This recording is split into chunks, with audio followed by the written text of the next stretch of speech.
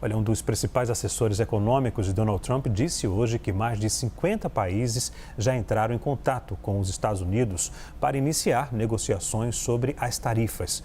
O tarifaço entrou em vigor ontem com taxas de 10%. A nossa correspondente Priscila Asbeck tem informações ao vivo direto de Nova York. Muito boa tarde, Priscila. Oi, Leandro. Boa tarde a todos que nos acompanham. Assessores de Donald Trump concederam entrevistas neste domingo para defender o tarifaço que, como você disse, passou a valer a partir deste sábado com aquela tarifa base de 10%. Lembrando que países que vão ser atingidos com uma taxa ainda maior, essa taxa começa a valer na quarta-feira dessa semana. Portanto, o governo Trump, inclusive, deu alguns dias a mais para que esses países pudessem negociar. E aí, numa dessas entrevistas, Kevin Hassett, que é o diretor do Conselho Econômico Nacional dos Estados Unidos, uma entrevista que foi concedida à ABC News, ele falou que mais de 50 países já entraram em contato com o governo Trump para tentar negociar tarifas, fazer concessões para fazer com que o governo Trump reduza as tarifas que foram aplicadas aos produtos desses países que entram aqui nos Estados Unidos. Um dos países que também já conversou com os Estados Unidos e que deve reduzir as tarifas é Taiwan, que inclusive é um importante fornecedor de itens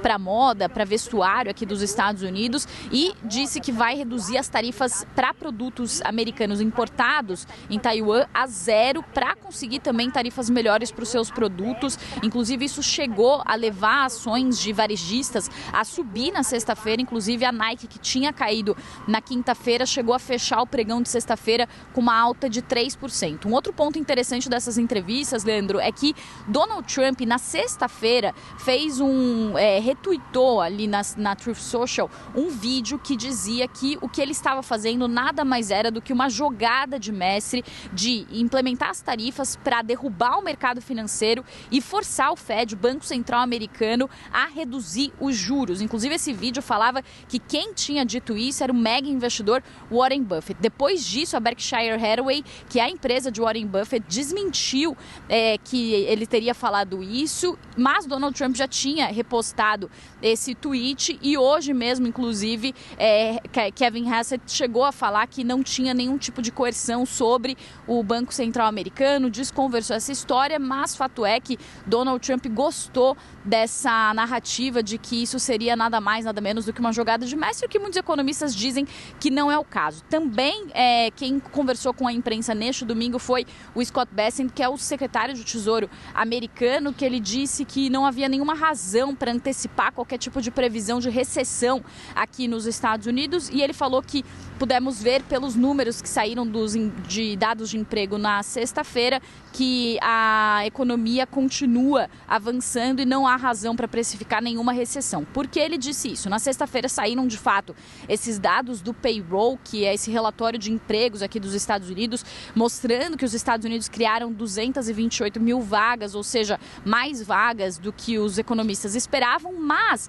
isso depois de uma derrocada do mercado financeiro, que registrou sua pior semana desde o início da pandemia da Covid-19, lá em 2020. O S&P 500, por exemplo, perdeu 5 trilhões de dólares em 2 dias, um recorde, e vários bancos aumentaram sua previsão de recessão para a economia americana. Entre eles, o JP Morgan, que elevou de 40% para 60% a chance de recessão aqui nos Estados Unidos. Isso depois da resposta também da China, que retaliou as tarifas impostas pelo governo Trump, dizendo que também ia taxar produtos americanos que entram na China em 34%. E outros bancos também, como, por exemplo, o HSBC, disse que no seu indicador de probabilidade de recessão, que é medido a partir de negociações no mercado de ações, há uma chance de 40% de recessão para a economia americana.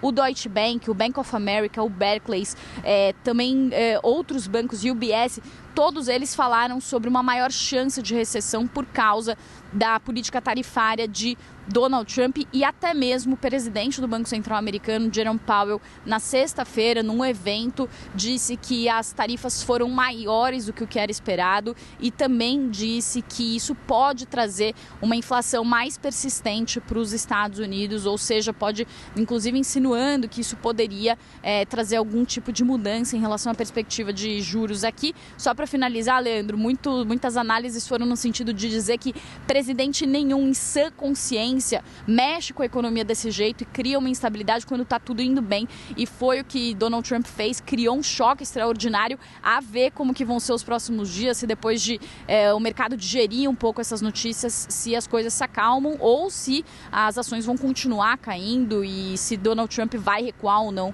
dessa política tarifária. Eu volto com você.